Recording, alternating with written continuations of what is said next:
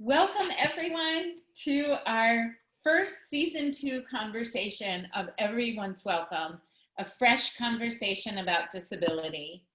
A little bit of information before we meet our guest, Debby Fisher. Everyone is muted, but if you have a question or a comment, please type it into the chat feature. We will be extending the webinar for a few minutes to accommodate questions and invite you to stay on with us. We are recording Everyone's Welcome, and you will receive a link to the recording when it's available. You can find all of our past episodes as well at jkidaccess.org/everyone's welcome. And I'll put that in the chat later so it's easy to find. What a world we are living in. None of us could imagine last year at this time that a global pandemic would so quickly change just about everything. We've been learning how we can be resilient and flexible, adapting how and where we live our daily lives. As advocates and people who care deeply about including all people in their chosen faith communities, we are joined by all of you and so many others who just want what everyone wants: to belong. Thanks, Gabby. Hi, everybody. I'm Shelley Christensen. And October is recognized as National Disability Employment Month. Today and in October, the whole month, we're focusing on Everyone's Welcome, on deep dives into the critical importance of meaningful and inclusive employment. Our speakers are going to provide insight and information so you can be more engaged in this really important and significant life domain. Today, we are so fortunate to spend time with Debby Fisher. Debby is a management and professional service consultant who specializes in disability empowerment, mission-driven organizations. They're professional and volunteer leaders and the individuals and families who receive support services. Debby is a proven innovator who has devoted her career to advocating for and supporting the needs of individuals with an array of cognitive, developmental, and psychiatric disabilities in school, employment, and community settings, promoting their rights to achieve self-determined, independent, and engaged lives. Debby's career has taken her from working with individuals, their families, and professionals to the C-suite, where she has been able to increase her impact. Debby established her consultancy in order to apply her expertise and experience to strengthening organizations' capacities to promote the needs and interests of people with disabilities. A frequent presenter at professional conferences and webinars, Debby speaks with diverse groups, promoting best practices for serving the needs of people with long-term disabilities. She meets regularly with families and people with disabilities who seek access to high-quality support services. Among the many activities, Debby is a trustee of the Healthcare Initiative Foundation, a funding organization which supports safety net nonprofit agencies that provide medical and behavioral health services to poor and uninsured residents of Montgomery County, Maryland. She's a member of the board of directors of a pooled special needs trust, and she's also past president of Addis Israel Congregation in Washington, D.C. Currently, she is chair-elect of AAID's Religion and Spirituality Special Interest Network. Debby was recognized as an Innovator of the Year by the Maryland Daily Record for the unique program she created to address the needs of young adults who are transitioning from their special education entitlements and adult services. And Debby received her bachelor's degree in psychology from Rutgers College and her PsyD from the Graduate School of Applied and Professional Psychology at Rutgers University. Debby, we're thrilled to have you. Thank you so, so much for being here with us today. Thank you for having me. I'm thrilled to be here. So and we're I'm just thrilled to see all your friends who are here as well. Yeah. Hi, everybody. This is great. Debby, what drew you to the field of intellectual and developmental disabilities? The truth is I have no idea. I just love people and always have, and always knew that I was going to be a psychologist. And as I started my training and was learning how to administer psychological evaluations, the opportunity to see people through the lens of their abilities just opened a whole new universe to me in terms of who people are. And the way I was trained and the way I've come to think about people is really through the lens of strengths and opportunities. And in that way, it just enhanced my sense of the wonder of human beings, and only added to my love of being able to provide support. And so that's how I got there, and I'm here. Thank you, Debbie. I'm wondering, how has Judaism and spirituality been a part of the work that you do? So there are two elements. I mean, there are many elements of Judaism that just infuse who I am and how I live my personal life. But there are two elements in particular that have always guided me. And the first is the notion of repairing the world, in the sense that we're not pursuing perfection. We're pursuing, in our relationship to other people, goodness and wonderment and the values that spark everybody. And the second piece that I consider to be connected to that is that our obligations take place within a community. And so the role of community is so essential to the enhancement and enrichment of each of us as individuals, as well as all the other members of our community. And so those two elements are just a part of how I think and what I do and why I do the work I'm doing.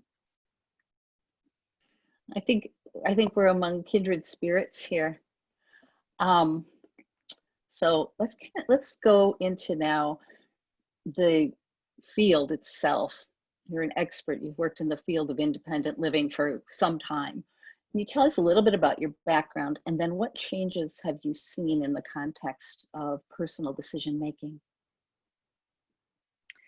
In many ways, this is the most critical change in the field of long-term disability, but also in the support of really all people's right to self-determine, whether it's healthcare, whether it's schooling, education, or workplace.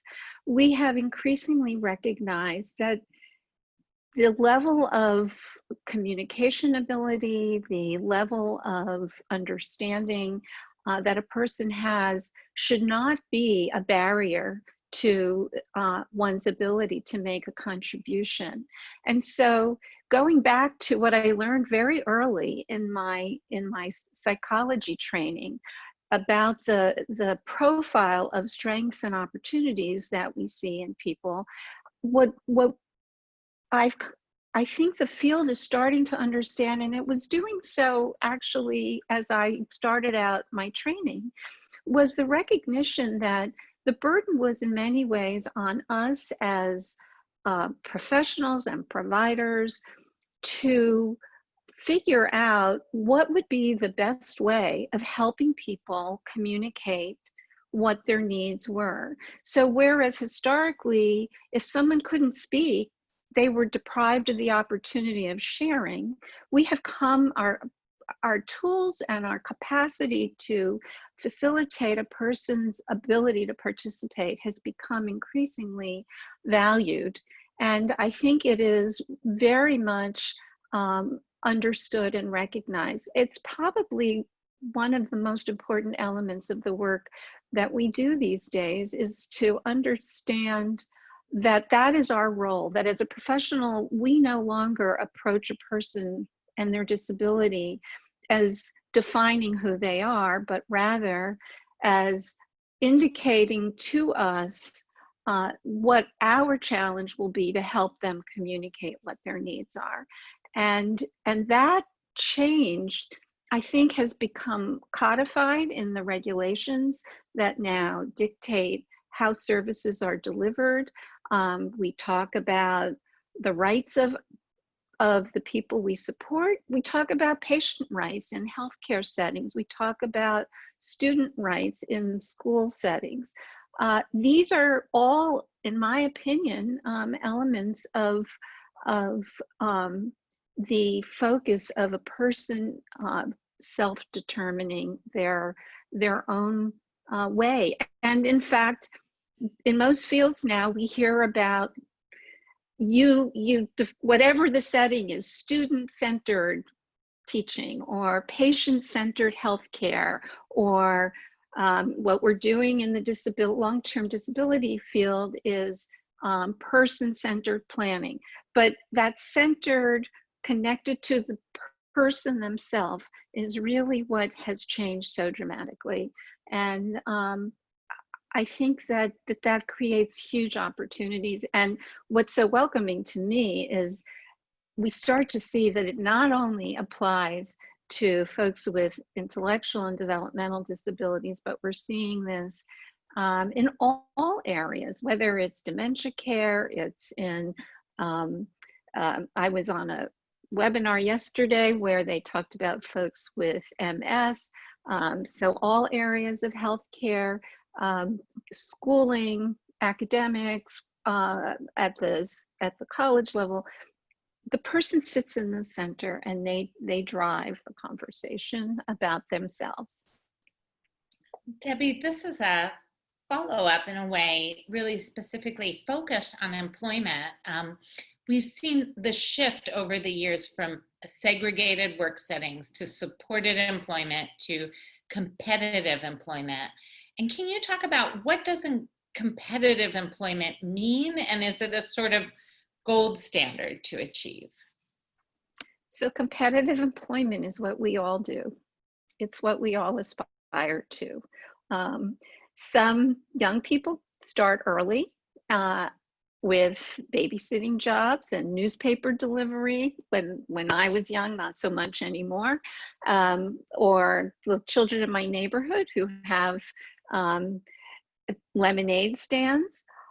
But into adulthood, the expectation is that as adults, we develop the skills and are offered the opportunities to work in jobs of our interest and choosing. And the critical thing is we get paid a competitive wage for the work we do. And this really is what defines us as adults. And so when we talk about competitive employment for folks with disabilities, we're saying we include them in the world of all other adults to be able to do the same.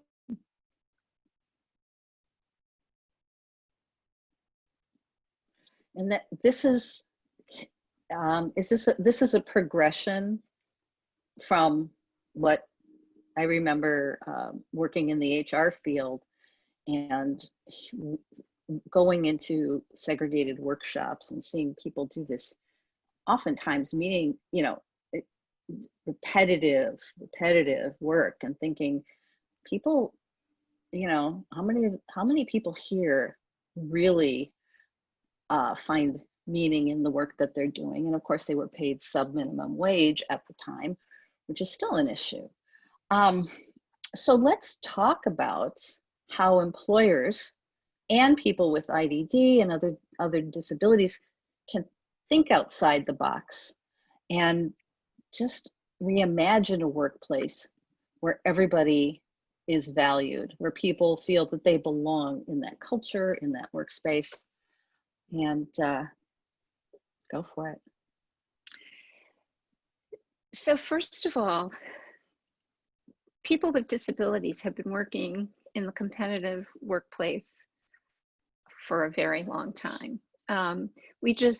People didn't openly talk about it, but all the people with learning disabilities and ADD and people who have suffered from depression, anxiety, everybody's been working.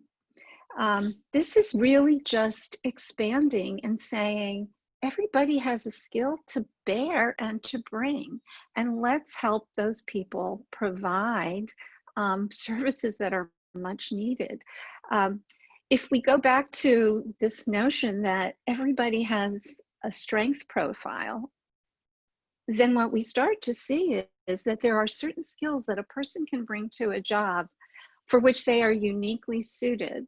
They may need some support and help to learn the job, but I can tell you that the studies show that folks with disabilities are among the most reliable workers, the most enthusiastic and loyal workers. They are willing to do repetitive jobs, and they take great pride in their work. So that this is about really understanding what is the nature of the job and what are the strengths and interests that a person may be able to bring. So think about the greeter that you see when you walk into an apartment or an office building. There's nothing like somebody giving you a gigantic smile and saying hello as you walk through the door. Makes you feel great. And there are a lot of people who can do that.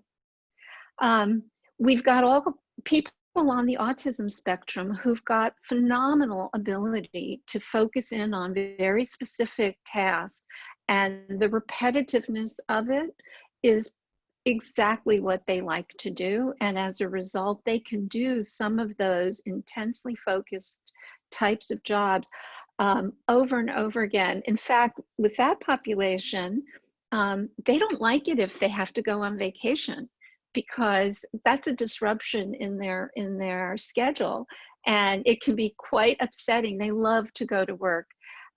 If any of you saw 60 Minutes on Sunday, you may have seen they actually had a fantastic piece that looked at the role that folks with autism were playing in certain industries.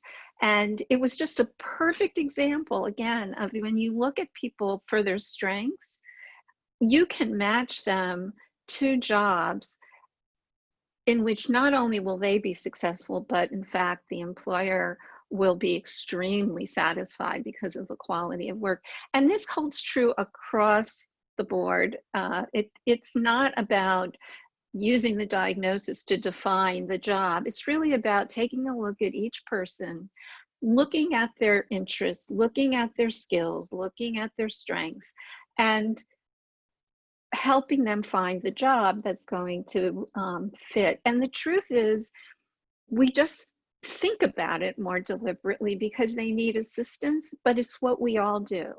We all tend to fall into the jobs that fit our personalities and our style and our interests, and that's how those matches actually end up happening, and those become the successes.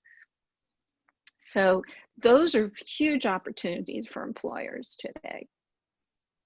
Thank you, Debbie. I think continuing this thread about the impact of competitive employment, in addition to people, being in jobs that fit for them, I'd love you to talk about what's the impact on our society, on all of us, when we can focus on competitive employment.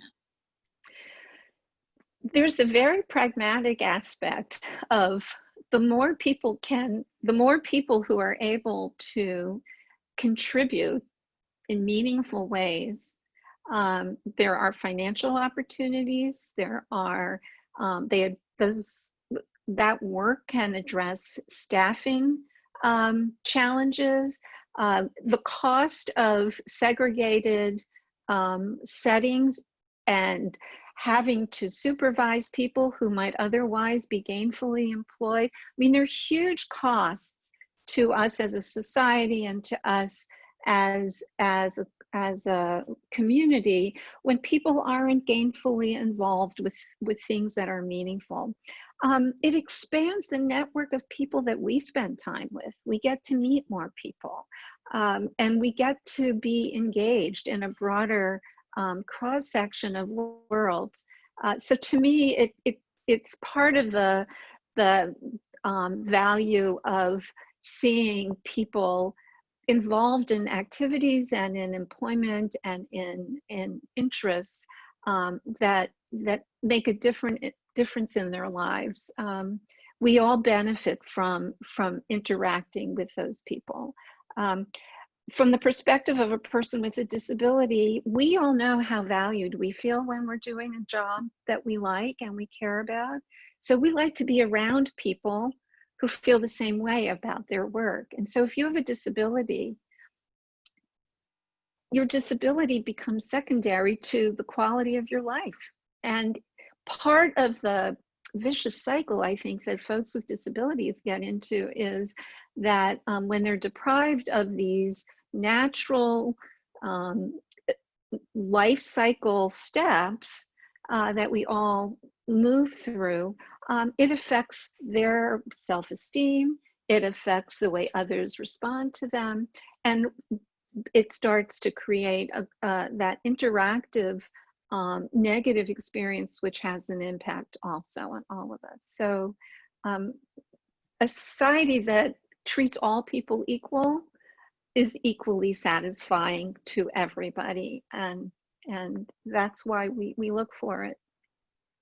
Wow. Yeah, you know, and as someone who lives with ADHD for many, many years, I worked jobs that were always frustrating to me because I thought, oh, I got to work these jobs. And it wasn't until I got into this field and working with faith-based organizations that I found this incredible seamlessness to how my brain is wired and to my passions.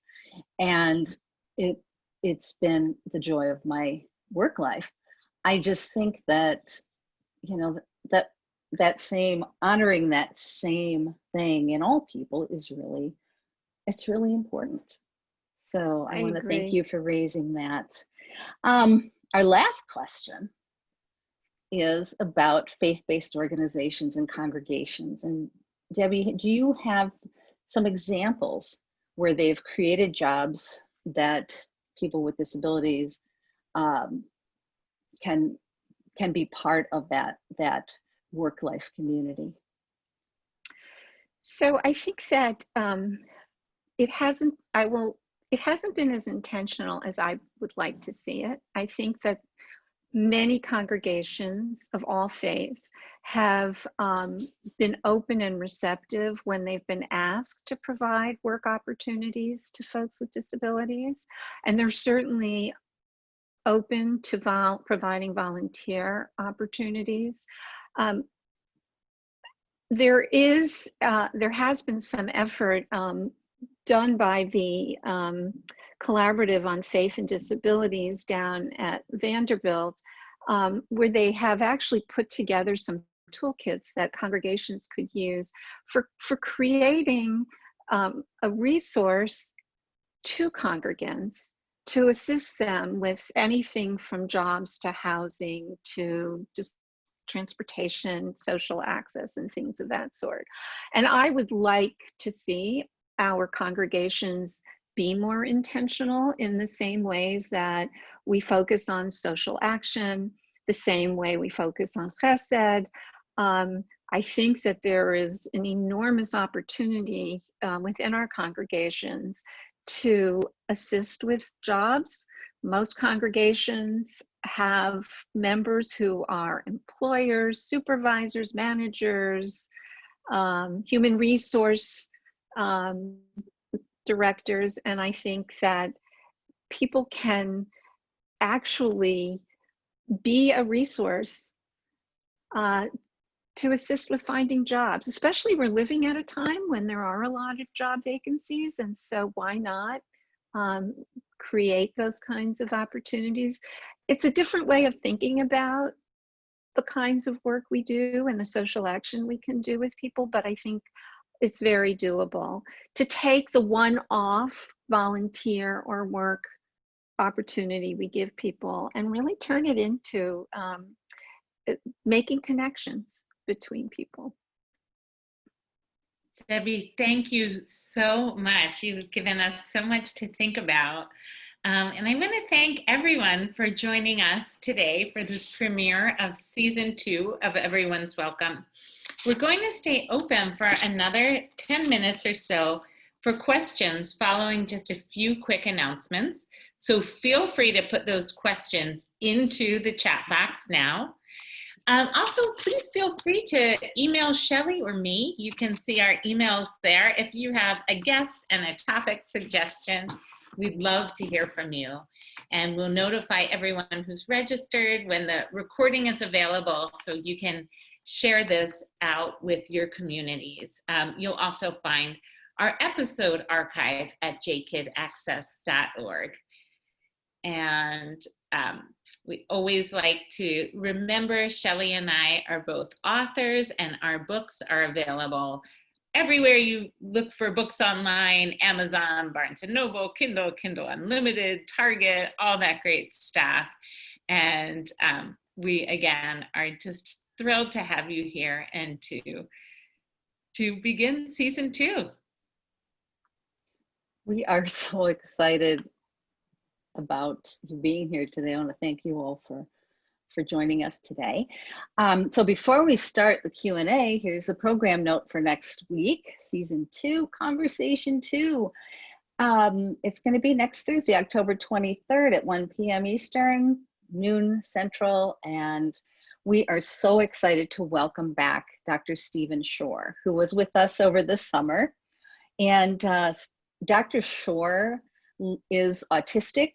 He is a researcher. He's an associate professor at Adelphi University in special education, and he has the most engaging and interesting way of sharing the importance of employment. And it's called "Don't Overlook the Talent, Employment, and the 4 A's of Autism." So again, we'll be sending out emails with the link, or to register for the link, and we hope to see you then. I think you're gonna, again, learn a lot, just like we've done today. We have a note, Shelley, Thursday. We're all trying to keep track of these days. Yes, it is the 22nd. Thank you. Oh, the 22nd? Okay, I need to make that note. And I have a question here, Debbie, that was written from Terry in the chat box regarding self-determination. How to manage a person's desires and ambitions when they're not realistic. For example, a person with an intellectual disability who wants to get a college degree or move to another state. I would love to hear your thoughts on that. I know a lot of folks in our community in the Philadelphia area who are finding college programs that are being created to serve people with intellectual disabilities. But Debbie, I'll hand that to you. I'm going to be. Well, that was the first thing I was going to say too, that in fact, a number of colleges and universities have in fact created programs. Some of them come with degrees, some of them do not, especially some of the local community colleges have started to develop some pretty creative programs, but there are also some online programs that one can look at. So the issue of how to balance self-determination with what is realistic, really to my way of thinking, is about trying to understand what is it that the person wants. If we can understand what it is that the person wants, we may be able, it's essentially unpacking what's behind the college education, the moving to another state. Often it's related to independence, it's related to seeing siblings or friends or relatives who do those things as part of a natural progression once they leave school.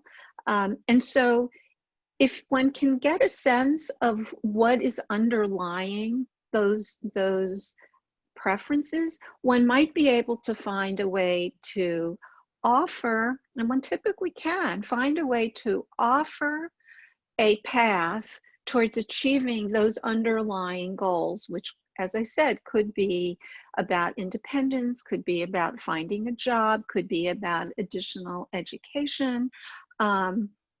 In one of these alternative types of education programs, sometimes the education could be hands-on education. So in our community, for example, many of you may have heard of Sunflower Bakery.